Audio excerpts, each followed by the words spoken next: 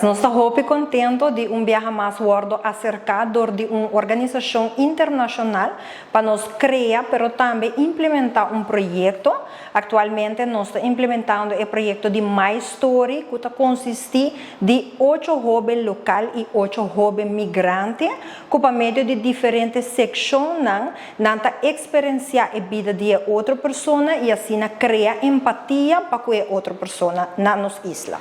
Atualmente, passa para 4 secções do projeto aqui. A seguinte secção consiste de criar script para assinar o produto final, também short movie, caminha por lá com a experiência tapa jovem migrante, viva na Aruba e também a vista de jovem local com jovem migrante.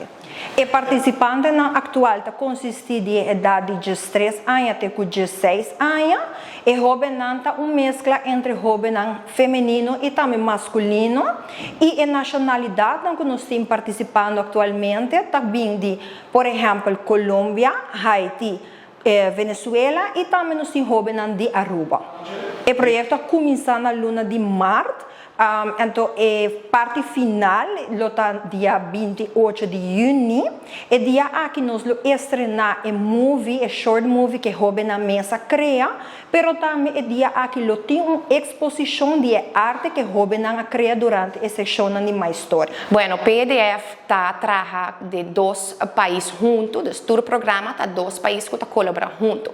Mirando que Aruba e nossa irmã Isla Corsou tem assim uma população de cerca e também a área de migração que também recebe os imigrantes que estão de Aruba e Corsou num lugar novo e agora nós dois trabalhamos juntos. Nosso projeto junto com o telefone para a juventude 131 também está enfocado nos jovens.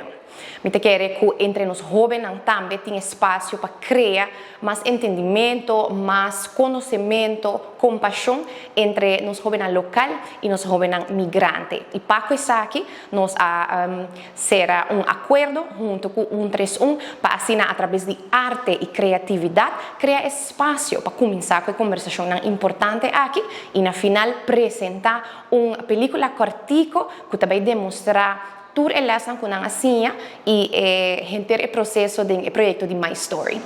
No momento que nós buscamos a jovem, nós buscamos uma diversidade, seja por lá também é parte de nacionalidade, também nós enfocamos para a jovem que não necessariamente está conhecida nas comunidades, e é jovem que o viaja está quieto, que não escuta jovem de não, só que não viaja tem jovem de conta, então dentro da secção aqui, a jovem tem a oportunidade de visitar outro seu lugar. Se tem jovem que trabalha, outro jovem a experiência também é trabalho de outro.